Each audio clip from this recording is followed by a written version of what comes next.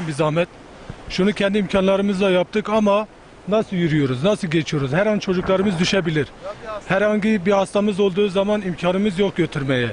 Ondan sonra şu gördüğünüz kız çocuğu mesela okula gitmek istiyor, okumak istiyor, gidemiyor. Servis geliyor, bir türlü çocukları geçiremiyoruz. Burada 3-4 kilometre yayadan bu arazi yolunda gidip geliyorlar. Su kenarında, herhangi bir heyelan bölgesinde suya düşebilirler. Ondan sonra abime söyleyeyim, köyümüzün halini görüyorsunuz. Şu gördüğünüz yol, yukarıdaki şu dere var ya abi.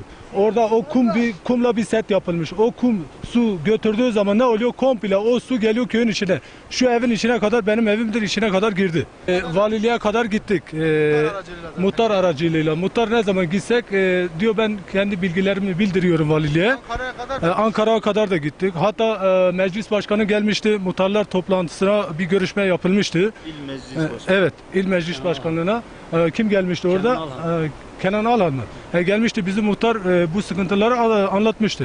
Bu sudan geçerken şu yaya köprüsü yokken tabii yıllar önce aynı bu sudan hayatını kaybetti. Belki 2 kilometre, 3 kilometre bu bizim komşudur. Şurada evleri tektir. O suyun olduğu, evin olduğu yerde buldular. Öyle değil mi? Doğru. Ondan sonra benim babam geçen sene hastaydı, vefat etti. İnancınız olsun yani getiremiyorduk hastaneye. O kadar mağduriyetimiz var, o kadar zorluğumuz var. Biz şimdi yetkililere gittiğimizde başvurduğumuzda yetkililer işte bize diyor ki geliyorlar, kontrole geliyorlar. Köyü neden burada kurdunuz? İmkanımız olsa zaten burada kurmazdık. İstemez miyiz iyi yerde yaşamayı? Taziyemiz oluyor, cenazemiz oluyor. Misafirlerimiz karşıda Fatiha'yı okup gidiyor. Yani onları ağırlayamıyoruz. Onun için yani büyüklerden... Eziliyoruz, inancın olsun eziliyoruz. Misafir geldiği zaman bir taziye, bir cenaze olduğu zaman inancınız olsa burada utanıyoruz. Utanıyoruz çünkü o kadar mağduriyetimiz var ki, o kadar zorluğumuz var ki her Allah bilsin. Bak 13 yaşında daha gitti 3. sınıf ABC'yi daha bilmiyor. Çünkü okuma şansı yok. Okul olmadı. Bu sudan Hiç yetkili gelmiyor mu buraya hiç? geliyorlar ama nasıl geliyor? Seçim zamanı yaklaştığı zaman en az 3-4 partiden birisi geliyor. Biz böyle yaparız, biz şöyle yaparız. Kandırıyorlar. Oyumuzu aldıktan sonra gidiyoruz. Diyorlar ki siz nereye evi kurdunuz? Başka yer mi yoktu? Ama sen seçim zamanında bunu bana böyle demiyordun. Abi daha nereye gideceğiz?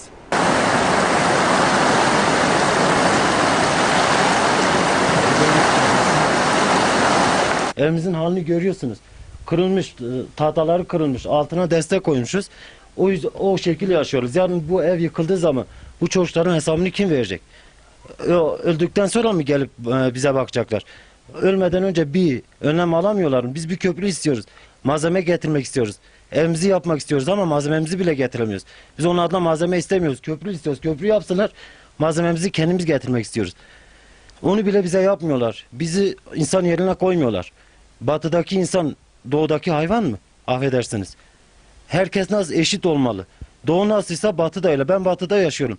Hastalar, doktorlar benim evime geliyor hastamız olduğu zaman. Ama köyüme bir köprü daha yapamıyorlar.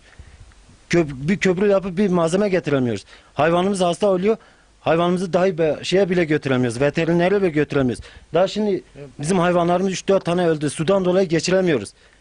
Telef oldu. Zaten 2-3 tane hayvanımız telef oldu. Bunun hesabını kim verecek? Hayvandan geçtik. Bizim bir insanımız olsa kim hesabını verecek? Yarın bu çocuklar burada bu toprak yığının altında kalsa hesabını kim verecek?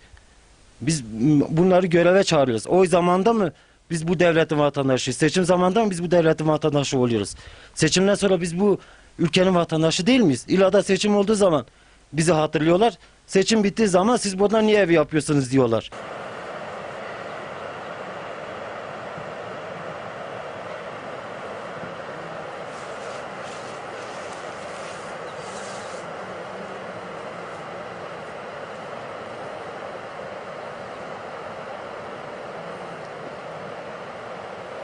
ما در 12 سالی کت آوی رو دا چو خنقی کس پی کتن آپی نگرد با من نخواستم ایسا اول 2 هفته منه نکارم هر من دکتر سر پری را نکارم در باس بم کس تنه ما بو بینه مثل معدولی می دا مانه ایجا اون چاره که لی بکنه هم چا کنه ولی اون زانن دا اون دا ما اونن پر تنه ستارا متنه امریکا در باسون هاشی مسیم نکار آوی کردن نکار سپر در باستون معذوریدم نکار نه دکتران نکار جیک ده هر ورن بیگمان حکومت مرا ایشگنا که